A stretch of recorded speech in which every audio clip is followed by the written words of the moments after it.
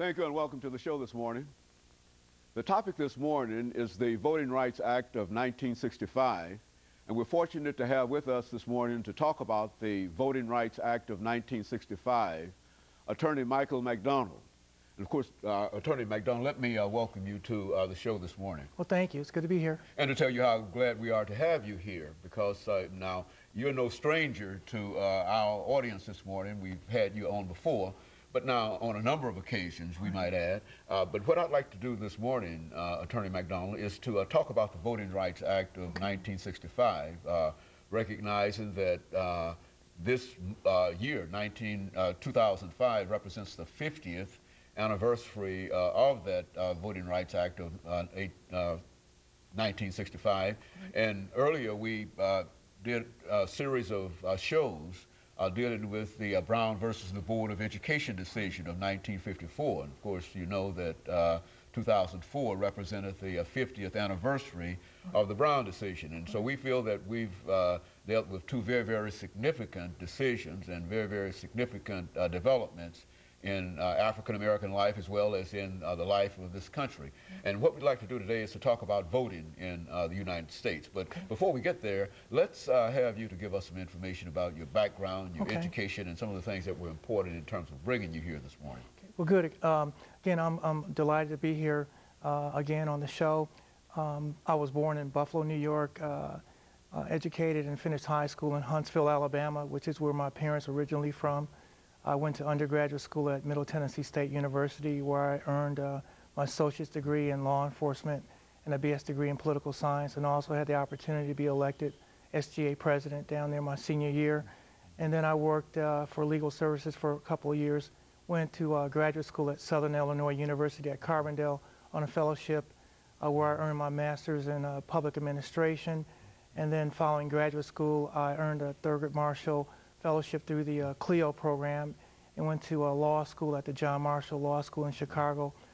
Graduated from John Marshall, and then I was fortunate enough to relocate back here in the Middle Tennessee area and attended divinity school at Vanderbilt University, where I took ordination courses, and I was ordained as a United Methodist deacon in 2001.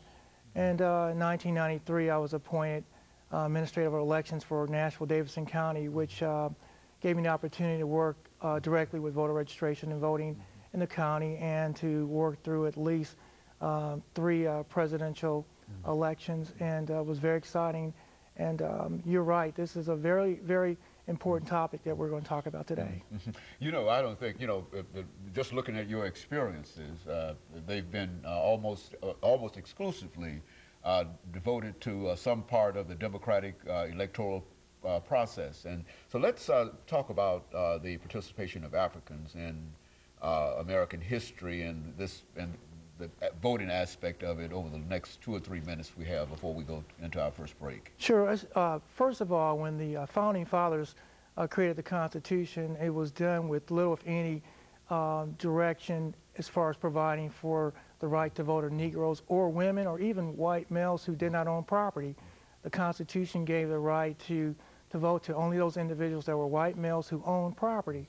And so it was only after a series of constitutional amendments that we saw the right to vote being extended to blacks and to women. For example, the 15th Amendment to the U.S. Constitution, which was passed in 1870, gave blacks the right to vote and basically said that the right to vote will not be abridged by any state or city or county government. And then the similar right was extended to women in 1964 through the 24th Amendment.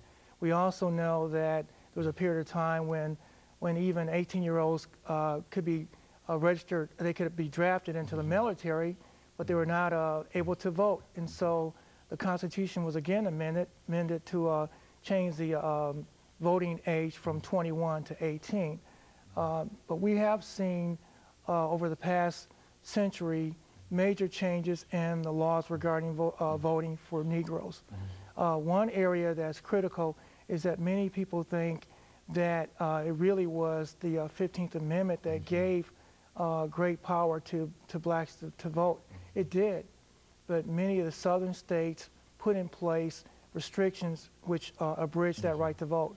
For example, there was something that was called grandfather clauses, which basically said if your grandfather in 1860 was eligible to vote, then you would be exempt from taking the literacy exam, literacy test, which was required for people to take and pass.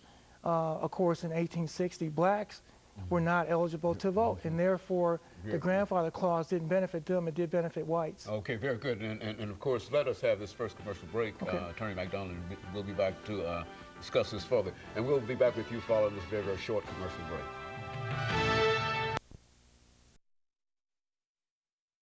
The topic is the voting rights.